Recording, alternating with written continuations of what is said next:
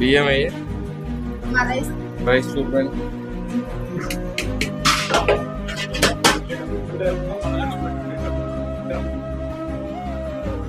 ఈరోజు కోడిగుడ్డు పులుసా.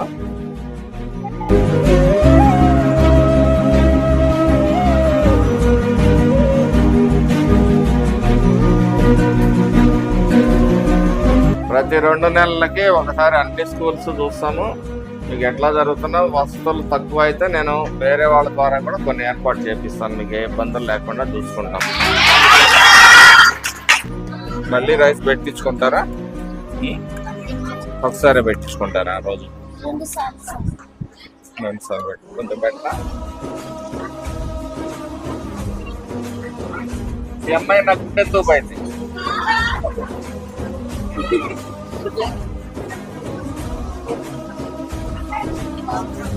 మీరు దాచిపెట్టారనుకో, దాచిపెడితే ఎవరికి ఇబ్బంది?